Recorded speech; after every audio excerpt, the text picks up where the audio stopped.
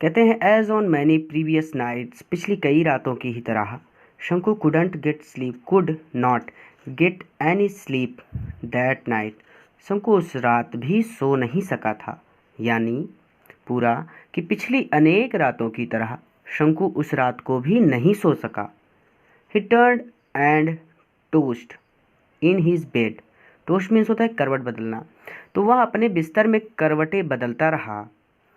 But it was no use, लेकिन इसका कोई लाभ नहीं हुआ, किंतु इससे कोई काम नहीं बना, उसको नींद नहीं आई। द मोर ही थॉट, वह जितना ज़्यादा सोचता था, द वर्स ही फील्ड, उसकी चिंता उतनी ही अधिक बढ़ी हुई मालूम होती थी। ही क्लोज्ड हिज आइज, उसने अपनी आंखें बंद की। एंड ले ऑन ही स्टोन मैट, और अपनी फटी चटाई पर लेट गया। इन द डार्कनेस, उस अंधकार में, यानी उसने उस अंधकार में अपनी आंखें बंद कर ली और अपनी फटी चटाई पर लेट गया। एंड इट, और फिर भी ही कुड सी इट, वह इसे देख सकता था as clearly as during the day, ऐसे जैसे वह इसे दिन के प्रकाश में ही देख रहा हो। मतलब पूरा कहने का मतलब, यहाँ से यहाँ तक कहने का मतलब ये है कि तो भी उसे सब कुछ इतना साफ साफ दिखाई दे रहा था मानो वह दिन में देख रहा हो, यानी दिन की रोशनी में देख रहा हो। The deserted office room, deserted means होता है, डिजर्ट मीन्स खाली, तो सूना पड़ा हुआ दफ्तर का कमरा। वेन, जब, एवरीवन, प्रत्येक व्यक्ति हैड गॉन आउट, बाहर जा चुका होता है, फॉर रेस्ट, आराम के लिए, और फॉर लंच, या दोपहर के भोजन के लिए, यानी कि जब हर एक आदमी दोपहर के भोजन के लिए बाहर चला जाता है। द ग्लास विंडो, कांच की खिड़की, वाज पार्टली क्लोज्ड, यानी कांच की खिड़की केवल थोड़ी भिड़ी हुई थी, यानी बंद नहीं किया गया था, केवल उसको थोड़ा सा भिड़ा दिया गया था। एक दूसरे से जोड़ देते हैं ना, तो भिड़ी हुई, दो पार्ट होते हैं खिड़की के, तो उन्होंने क्या किया, जोड़ दिया था बस, यानी अंदर से बंद नहीं किया था। तो वही कहते हैं कि कांच की खिड़की केवल थोड़ी भिड़ी हुई थी। On one end of the table, inside, अंदर, on one end of the table, table के एक किनारे पर, were a few fat volumes, कुछ मोटी किताबें रखी हुई थी, यानी अंदर रखी हुई टेबल के एक किनारे पर कुछ मोटी किताबें रखी हुई थी। एट द अदर एंड, और दूसरे एंड पर, अ पेन, एक कलम, एन इंक बॉटल, एक स्याही की दवात, एंड सो फोर्थ, और अन्य चीज़ें रखी हुई थी। फिर से एक बार, दूसरे किनारे पर एक कलम, स्याही की एक बोतल तथा ऐसी ही कुछ चीज़ें रखी हुई थी। एंड इन बिटवीन, और इन दोनों के बीच में, वाज अ गोल्ड वॉच, एक सोने की घड़ी थी, विथ इट्स गोल्ड, अपनी गोल्ड यानी सोने की चेन के साथ, प्लेस्ड ऑन ए बुक, एक किताब के ऊपर, यानी और इनके बीच में एक किताब के ऊपर सोने की चेन लगी हुई, सोने की एक घड़ी रखी हुई थी। ओपन द विंडो, खिड़की खोलो, and stretch out your hand, और अपने हाथ को अंदर डालो, अबाउट अ फुट, 1 फुट तक, and you can pick it up, और तुम इसे उठा सकते हो। यानी खिड़की को पूरा खोलिए और अपना हाथ करीब 1 फुट अंदर बढ़ाइए और आप उसे यानी घड़ी को उठा सकते हैं। Everyone is out for lunch, प्रत्येक व्यक्ति लंच के लिए बाहर गया है। नो बडी विल नो, किसी को पता नहीं चलेगा, यानी किसी को भी मालूम नहीं चलेगा। यानी पूरा अगर कहा जाए तो ऐसे कहा जाएगा कि खिड़की को खोलिए और अपना हाथ करीब 1 फुट अंदर डालिए और आप उसे यानी उस घड़ी को उठा सकते हैं। हर एक व्यक्ति दोपहर का खाना खाने बाहर चला गया है, किसी को मालूम नहीं होगा। कि शंकु रिमेंबर्ड हीज एफर्ट्स, देखिए शंकु रिमेंबर्ड याद करता है, रिमेंबर में से याद करना होता है, हीज एफर्ट्स अपनी प्रयासों को याद करता है, हीज कॉर्डिस उसकी कायरता, एंड हीज वेसिलेशन और उसकी हिचकिचाहट, during the past few days यानी पूरा मिलाकर कैसे कहा जाएगा कि पिछले अनेक दिनों में की गई अपनी कोशिशें, अपनी कायरता और अपनी हिचकिचाहट उसे याद आने लगी। यानी वह कई दिनों से प्रयास कर रहा था, लेकिन अपनी कायरता और हिचकिचाहट की वजह से वहाँ घड़ी नहीं उठा पा रहा था। He had never seen anyone there at that time. देखिए क्या कहते हैं कि उसे उस समय वहाँ कोई भी नजर नहीं आया था। He had never seen anyone there at that time. उस समय उसने किसी को भी वहाँ पर नहीं देखा था। And it, और फिर भी he had been afraid, वहाँ डर रहा था, तो भी वहाँ डर रहा था। He had trembled and felt breathless. वह कांप रहा था और सांस रहित महसूस कर रहा था। या फिर ऐसे कह सकते हैं कि वह कांप रहा था और उसकी सांस तेजी से चल रही थी। That was why, यही कारण था, he had refrained from taking the watch, कि वह घड़ी को नहीं उठा सका every time, हर बार। यही कारण था कि वह घड़ी लेने में हर बार रुक जाता था। It would not do to put it off any longer. Simple, इसका सेंटेंस तो बहुत आसान है कि और अधिक देर तक टाल मटोल करने से काम चलने वाला नहीं था। यानी और देर तक विचार करने से कोई मतलब नहीं था। लॉन्गर मतलब और आगे तक। यानी it would not do to put it off any longer, यानी और अधिक विचार करने का अब कोई लाभ नहीं था। If he thought any future he would not be able to do anything. यानी इफ, यदि ही थॉट एनी फ्यूचर, अगर वह और आगे सोचेगा तो he would not be able to do anything, तो वह कुछ नहीं कर सकेगा। यानी कि यदि वह और अधिक सोच विचार करता रहता है तो वह कुछ भी कर सकने लायक नहीं रहेगा। ही माइट इवन ब्लर्ट, वह चिल्ला सकता है। ब्लर्ट आउट मीन्स जोर से शोर मचाना। हिज इंटेंशन एक्सीडेंटली, यानी शायद वह मूर्खतावश अपने मन की इच्छा को जोर से कह भी सकता था। He might even blurt out his intention accidentally, यानी शायद वह मूर्खतावश अपने मन की इच्छा को जोर से कह भी सकता था। सो इसलिए he must take it tomorrow, इसलिए उसे अगले दिन उस घड़ी को जरूर ले लेना होगा। सपोज ही डिड नॉट, सोचो या फिर मानो वह उस वस्तु को यानी उस घड़ी को नहीं ले पाता है तो अब अपने आप से प्रश्न पूछ रहा है कि यदि मैं उस घड़ी को नहीं ले पाया तो क्या होगा। Shanku's thoughts began to linger over, linger over means भटकना, आसपास भटकना या ठहरना। तो शंकुस थॉट यानी शंकु के विचार बिगेन टू लिंगर ओवर, ठहरने लगे, the thorny problems of his life, उसके जीवन की समस्याओं के। यानी कहने का मतलब है कि शंकु के विचार उसके जीवन की पीड़ादायिनी समस्याओं के आसपास ठहरने लगे। टुमारो, कल, would be the third day, तीसरा दिन होगा, ऑफ द मंथ, महीने का। अगला दिन महीने का तीसरा दिन होगा। इन अदर 3 डेज, अगले 3 दिनों में, he would get his pay, यानी अगले 3 दिनों में उसे पे, यानी पे उसको अदा करना है, 13 रुपीज़ फॉर 13 डेज, यानी अदा किया जाएगा। देखिए 13 रुपीज़, 13 रुपये फॉर 13 डेज, 13 दिनों के लिए।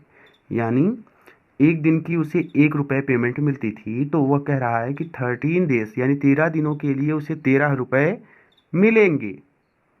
He would get his pay, यानी वह अपनी पेमेंट लेगा, प्राप्त करेगा। तो सिंपल है कि अगले 3 दिनों में उसे 13 दिन का वेतन 13 रुपये मिलेगा। He had to pay 4.5 rupees for purchases at the store. ध्यान से समझिएगा क्योंकि सेंटेंसेस में यहाँ पर जो है रुपीस की बात ज़्यादा होगी और पैसे वगैरह चलेंगे, इस जो हम नहीं जानते, आजकल यूज नहीं करते पैसे का, तो आप लोग इसका ध्यान से समझने का प्रयास कीजिएगा। देखो बेटा, तो हमने 13 तक अध्ययन कर लिया था। देखो, ही हैड टू पे, उसे अदा करना है, 4.5 रुपीज़ यानी 4.5 रुपये, फॉर परचेजेस, उस खरीदारी के लिए, एट द स्टोर, स्टोर पर। यानी दुकान से खरीदी हुई चीज़ों के बदले उसको 4.5 रुपये दुकानदार को देने हैं। There would be a balance of 8.5 rupees. There यानी तब उसके पास 8.5 रुपये बचे रहेंगे। पहले मैं हिंदी बताऊंगा फिर उसको ट्रांसलेट करूंगा, ठीक है, ताकि आपको आसानी हो। बेटा ध्यान से समझना। There would be a balance, उसके पास बचेगा, जो बैलेंस बचेगा, ऑफ 8.5 रुपीज़, 8.5 रुपये। ठीक। He had repaid only 5 out of the 10 rupees he had borrowed from the fund the previous month to go home for his mother's death anniversary। तो पहले यहाँ से आप यहाँ तक समझ लीजिए, ये सेंटेंस यहाँ से शुरू हो रहा है और ख़त्म हो रहा है यहाँ पर। तो पहले मैं आपको हिंदी बताता हूँ ताकि आपको समझने में आसानी हो। ध्यान से सुनिएगा।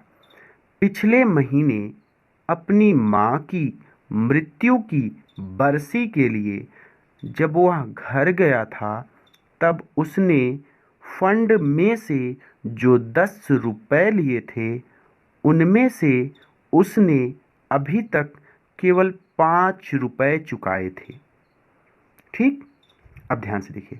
ही हैड रीपेड, रीपेड यानी अदा करना, ओनली 5 रुपए, आउट ऑफ द 10 रुपीज़, उन 10 रुपयों में से केवल 5 रुपए अदा किए थे। ही हैड बोरोस, जो उसने उधार लिया था, फ्रॉम द फंड, फंड से। तो फंड से जो उसने पैसे लिए थे उसमें से उसने केवल 5 रुपए चुकाए थे। द प्रीवियस मंथ, पिछले महीने, जब वह पिछले महीने टू गो होम, घर गया था, for his mother's death anniversary, अपनी माँ की डेथ एनिवर्सरी पर। तो फिर से एक बार मैं आपको इसे बता देता हूँ कि पिछले महीने अपनी माँ की मृत्यु की बरसी के लिए जब वहाँ घर गया था, तब उसने फंड में से जो 10 रुपए लिए थे, उनमें से उसने अभी तक केवल 5 रुपए चुकाए थे। ठीक। No, the must pay the remaining 5, sorry he है, तो no, he must pay the remaining 5 rupees with interest at 6 paise a rupee a week. ये पैसे वाले सेंटेंसेस हो सकता है आपके लिए कठिन पड़े, इसलिए मैं एक बार हिंदी बता के फिर से इसकी इंग्लिश बता के फिर हिंदी बता रहा हूँ, ध्यान से समझिएगा। कहता है कि उसे बाकी 5 रुपए भी 6 पैसे प्रति रुपया प्रति सप्ताह के ब्याज के साथ अवश्य देने चाहिए। ठीक। तो कहता है नो, ही मस्ट पे, उसे अवश्य अदा करना चाहिए, द रिमेनिंग 5 रुपीज़, शेष बचे हुए 5 रुपए, विथ इंटरेस्ट, ब्याज के साथ, एट 6 पैसा अ रुपी अ वीक, यानी 1 रुपए पर 1 सप्ताह में 6 पैसे ब्याज की दर से। फिर से पूरा मैं हिंदी बता रहा हूँ कि उसे बाकी के 5 रुपए भी 6 पैसे प्रति रुपए प्रति सप्ताह की ब्याज के साथ अवश्य दे देने चाहिए। एट द टी शॉप, चाय की दुकान पर, he owed over 3 rupees for 2 weeks. ये देखिए, इस पर तो कर्जों का भंडार है बेटा, कि चाय की दुकान पर पिछले चले आ रहे 1.5 रुपए के अतिरिक्त 2 सप्ताह के 3 रुपए से ज़्यादा देने थे। पूरा मैं पढ़ता हूँ। At the tea shop he owed over 3 rupees for 2 weeks besides previous arrears amounting to a rupee and half. फिर से, कोई जल्दी नहीं है, आराम से समझना, कि चाय की दुकान पर पिछले चले आ रहे 1.5 रुपए के अतिरिक्त, यानी 1.5 रुपए उसके पास पहले से कर्ज था, 2 सप्ताह के 3 रुपए और देने थे। ठीक। तो अब देखो, एट द टी शॉप, चाय की दुकान पर, ही ओड ओवर 3 रुपीज़, पहले से उस पर 3 रुपए उधार थे, फॉर 2 वीक्स, 2 सप्ताह से, बिसाइड्स, और इसके अतिरिक्त, previous arrears amounting to a rupee and half, besides previous arrears, पिछले चले आ रहे, अमाउंटिंग उस धन में, to a rupee and half, 1.5 रुपए के अतिरिक्त, he owed over 3 rupees for 2 weeks, उसे 2 सप्ताह के 3 रुपए भी चाय के दुकान पर देने थे।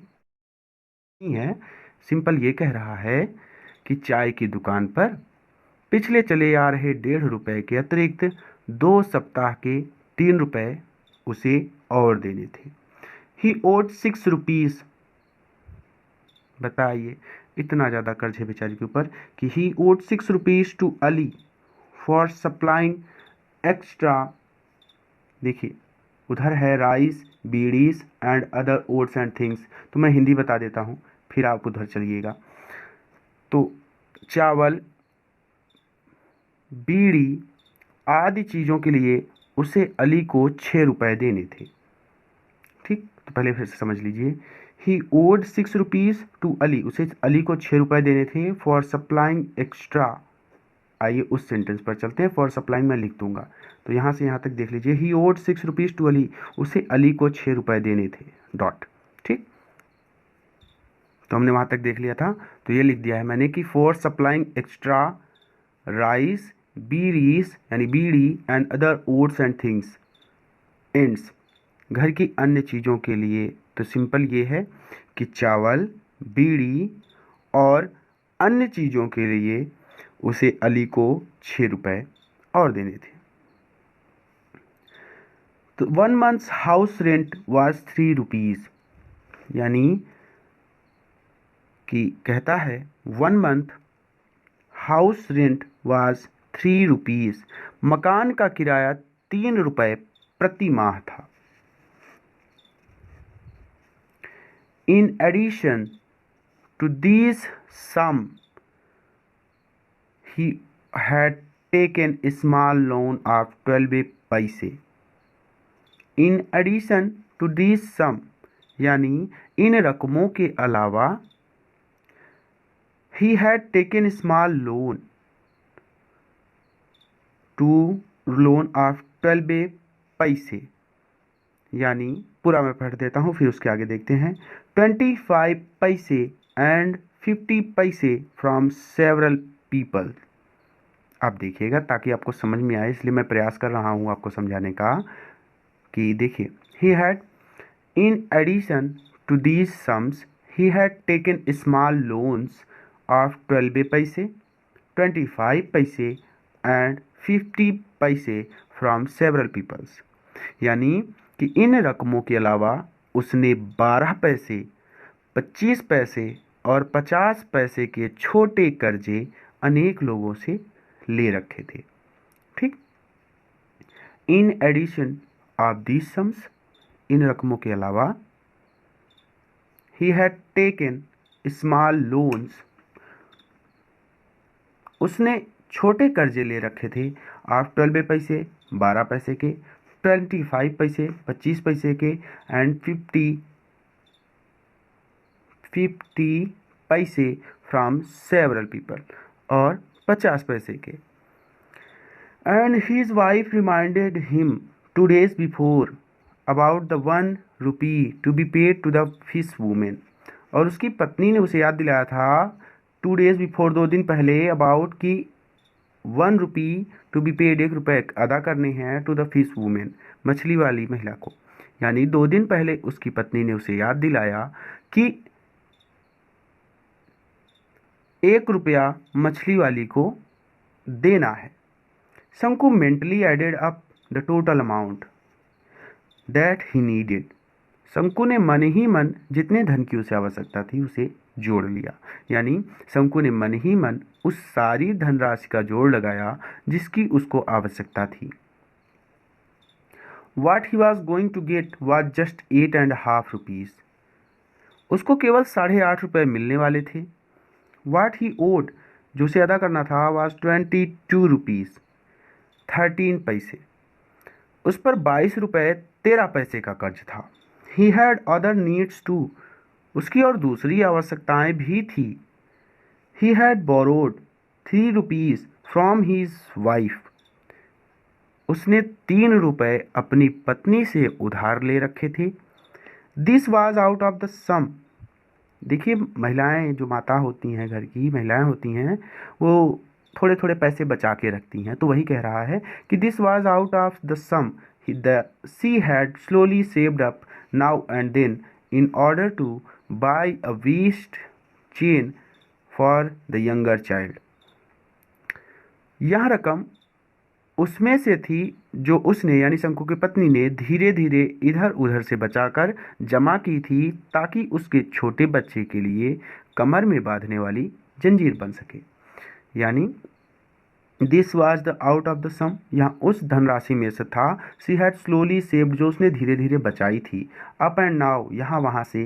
And then, in order to buy, खरीदने के लिए। अ वेस्ट चेन, एक कमर की चेन। फॉर हिज यंगर चाइल्ड, अपने छोटे बच्चे के लिए। ही हैड एश्योर्ड, यानी ही यहाँ पे शंकु। ही हैड एश्योर्ड हर, उसने अपनी पत्नी को विश्वास दिलाया था। That he would buy it, कि वहाँ उसे खरीदेगा।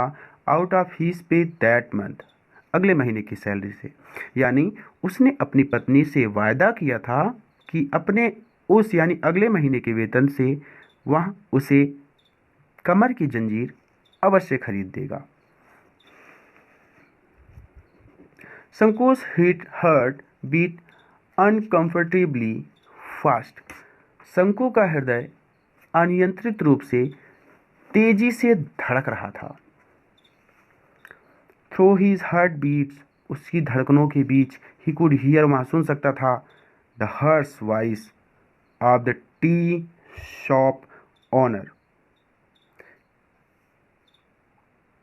कुछ चुन्नी यानी चुन्नी है, ध्यान से सुनिएगा, कि अपने दिल की धड़कनों के बीच में वह चाय की दुकान वाले चुन्नी का तीखा स्वर सुन सकता था। अलीस हालो लाफ्टर, अली की खोखली हंसी को सुन सकता था। एंड वल्गर वर्ड्स, और बेहुदी गालियों को सुन सकता था। And the irritating talk to Lonappo, और फंड के ये Lonappo who was in charge of the fund, यानी फंड के इंचार्ज लोनप्पो के यानी लोनप्पन की क्रोधित बातचीत को सुन सकता था। तो पूरा एक बार फिर से यहाँ तक ध्यान से आप देख लीजिएगा ताकि आपको डाउट्स ना हो माइंड में, कि शंकु का दिल अनियंत्रित रूप से धड़क रहा था। अपने दिल की धड़कनों के बीच में उसे सुनाई पड़ने लगा चाय वाले चुन्नी का तीखा स्वर, अली की खोखली हंसी और बेहुदी गालियाँ, और फंड के इंचार्ज लोनप्पन की क्रोधित बातचीत। ही फेल्ट, उसे ऐसा महसूस हुआ that they were all surrounding, वो उसे घेर रहे हैं। हिम, उसे, लाइक रोडी बॉयज, यानी उसे लगा जैसे ये सब लोग उसे शरारती लड़कों की तरह हाथ में यानी आर्म्ड विथ स्टिक, हाथ में लाठियां लेकर गैदरिंग घेर रहे हैं। अराउंड स्ट्रे डॉग, एक कुत्ते की तरह। यानी पूरा सेंटेंस समझिए फिर उसके बाद, कि उसे लगा जैसे ये लोग उसे शरारती लड़कों की तरह हाथ में लाठियां लेकर एक आवारा कुत्ते की तरह घेर रहे हैं। कि ही फेल्ट, उसे ऐसा महसूस हुआ that they were all surrounding, सभी उसे घेर रहे हैं। हिम, उसे, लाइक राउडी बॉयज, शरारती लड़कों की तरह। आर्म विथ स्टिक, हाथ में लाठियां लेकर। गैदरिंग अराउंड स्ट्रे डॉग, आवारा कुत्ते की तरह।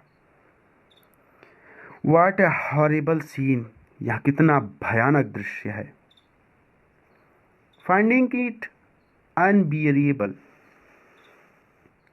शंकु turned over on his stomach and thought, I have no alternative but to pick it up tomorrow. यानी कि फाइंडिंग इट अनबियरेबल, इस सबको असहनीय पाकर शंकु लेट गया। ओवर, ऑन हिज स्टोमच, अपने पेट के बल लेट गया। एंड थॉट, और सोचने लगा। I have no alternative but to pick it up tomorrow, यानी कल उसको किसी भी कीमत पर घड़ी लेने के अलावा और कोई चारा नहीं था। यानी आई हैव नो अल्टरनेटिव, मेरे पास कोई दूसरा रास्ता नहीं है। But to pick it up tomorrow, कल मैं इस घड़ी को अवश्य उठा लूँगा। या फिर पूरा मिलाकर कहें तो ऐसे कहा जाएगा कि इस सब को असहनीय पाकर शंकु करवट बदलकर पेट के बल लेट गया और उसने सोचा कि कल उसको घड़ी को उठा लेने के अलावा उसके पास कोई दूसरा चारा नहीं है। Will it not Fitch at least 20 rupees, क्या उसे उससे कम से कम 20 रुपए नहीं मिल जाएंगे? यानी उसको बेचकर 20 रुपए तो मिल ही जाएंगे।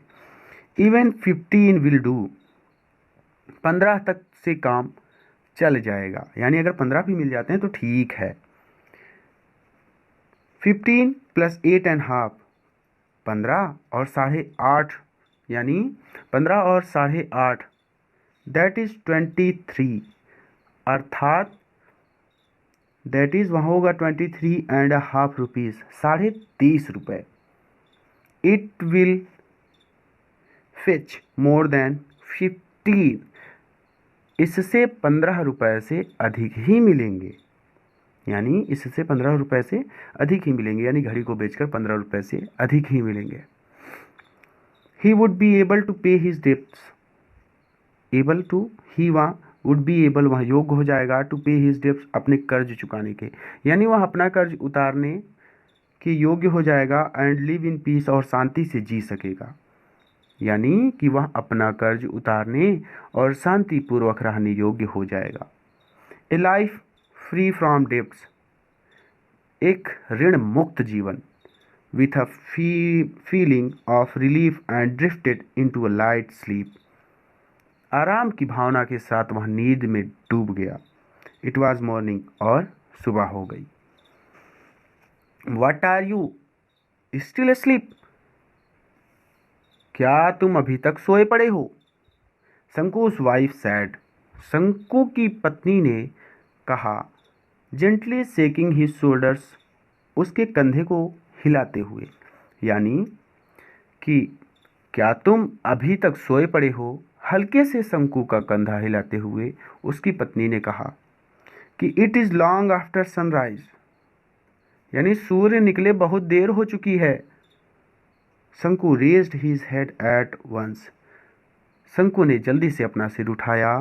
His wife picked up the younger child who was crawling up to her, यानी हिज वाइफ पिक्ड अप, उसने, उसकी पत्नी ने उठाया, द यंगर चाइल्ड, उस छोटे बच्चे को, who was crawling up to her, यानी उसकी पत्नी ने छोटे बच्चे को गोद में उठा लिया जो उसकी तरफ रेंगता आ रहा था। बच्चे रेंग कर चलते हैं ना। एंड आस्क्ड शंकु, और शंकु से पूछा, don't you have to go to work today, क्या तुम्हें आज काम पर नहीं जाना है? ओ यस, अरे हाँ, ही सैड, उसने कहा, and got out of bed, और बिस्तर से उठ गया। He step down into the country yard in a hurry, यानी कि he stepped down into the country yard in a hurry, watching the golden rays of the morning sun piercing the lush bamboo foliage on the eastern side and brightening the old palm leaf thatch। बेटा sentence बड़ा है, ध्यान से समझना। पहले पूरी हिंदी बता देता हूँ, फिर आगे चलता हूँ। कि सुबह के सूर्य की सुनहरी किरण जो पूर्व की दिशा की ओर वाले बांस के भरे भरे झुरमुट को भेद रही थी, तथा ताड़ के पत्तों वाले पुराने छप्पर को चमका रही थी, को देखते हुए वह जल्दी जल्दी आंगन में उतर गया। ठीक, अब देखना कि he step down into the courtyard in a hurry, वह जल्दी से आंगन में आ गया। वाचिंग, देखते हुए, the golden rays of the morning sun, यानी सुबह के सूर्य की सुनहरी किरणों को देखते हुए। Pershing the lush bamboo foliage on the eastern side and brightening, sorry यहाँ तक, पहले इसको छोटा करते हैं ताकि आपको समझना हो। Pershing the lush bamboo foliage on the eastern side, यानी बांसों के हरे भरे झुरमुट को जो भेद रही थी, एंड ब्राइटनिंग, और चमका रही थी, the old palm leaf thatch, यानी पुरानी ताड़ के पत्तों वाले छप्पर को। फिर से एक बार मैं हिंदी हिंदी बता दे रहा हूं, आप लोग समझ लीजिएगा। कि सुबह के सूर्य की सुनहरी किरण को जो पूर्व की दिशा की ओर वाले बांस के हरे भरे झुरमुट को भेद रही थी तथा ताड़ के पत्तों वाले पुराने छप्पर को चमका रही थी को देखते हुए वह जल्दी जल्दी आंगन में उतर गया। He washed his face and hands as usual. Usual यानी हमेशा की तरह। He washed उसने धोए his face अपने चेहरे को and hands हाथ को as usual यानी हमेशा की तरह यानी सदैव की भांति हाथ और मुंह धोए। Put on his working clothes अपने काम पर जाने वाले कपड़े पहने यानी काम पर जाने वाले अपने कपड़े पहने। And was about to leave और जाने ही वाला था for his factory अपनी फैक्ट्री के लिए when his wife said जब उसकी पत्नी ने कहा और अपनी फैक्ट्री के लिए निकलने ही वाला था कि उसकी पत्नी ने कहा लिसन सुनो you must buy some ointment for the child। ointment means होता है दवा, must buy मीन्स खरीदना पड़ेगा, अवश्य ही खरीदना चाहिए। some ointment दवा for the child यानी सुनो बच्चे के लिए कोई मलहम अवश्य खरीद लाना। She threw a commanding look, commanding means आदेशात्मक, look मतलब दृष्टि, at him उसकी ओर यानी कहते हुए उसकी पत्नी ने शंकु की ओर एक आदेशात्मक दृष्टि डाली यानी यह कहते हुए शंकु की पत्नी ने उस पर एक आदेशात्मक दृष्टि डाली। शंकु felt that each of the sores on the child's festering body was staring at him in a gruesome way। देखिए शंकु को लगा कि बच्चे के शरीर पर एक पकती हुई फुंसी निकलती है बच्चों के शरीर पर, शंकु की तरफ भयानक तरह से घूर रही थी। शंकु को महसूस हुआ दैट ईच ऑफ द सोर की एक सोर मतलब सोर्स मीन्स होता है वही फुंसी on the child's festering body बच्चे के शरीर पर वाज स्टारिंग घूर रही है at him in a gruesome way. ठीक यानी शंकु को लगा कि बच्चे के शरीर की हर एक पकती हुई फुंसी उसकी तरफ भयानक तरह से घूर रही थी यानी उसके शरीर पर बच्चे के शरीर पर बहुत सारी फुंसी निकल आई थी। A moment passed in silence एक पल खामोशी में गुजर गया। व्हाट सॉर्ट ऑफ ऑइंटमेंट किस तरह की दवाई या फिर किस तरह का मलहम। शंकु आस्क्ड लाइक ए फूल शंकु ने एक मूर्ख आदमी की तरह पूछा। ऑइंटमेंट फॉर द सोर्स फुंसियों वाला मलहम। कंटिन्यूड द वाइफ पत्नी कहती गई यानी पत्नी ने जारी रखा, पत्नी ने कहा कि फुंसियों वाला मलहम और उसके आगे उसने कहा यानी पत्नी कहती गई you mean you have not seen तुम्हारा मतलब है कि तुमने नहीं देखा द सोर्स फुंसियों को all over the child's body बच्चे के शरीर पर यानी तुम्हारे कहने का ये मतलब है कि तुमने बच्चे के शरीर की फुंसियां नहीं देखी हैं। यस हाँ। हाउ मैनी पैसे वर्थ ऑफ ऑइंटमेंट कितने रुपए वाली यानी कितने पैसे वाली ऑइंटमेंट मलहम चाहिए। ओ हाँ यानी हिंदी पूरा कहा जाए तो ऐसे कहा जाएगा कि हाँ कितने पैसे वाली मलहम। एटलीस्ट 13 पैसे वर्थ कम से कम 13 पैसे वाली।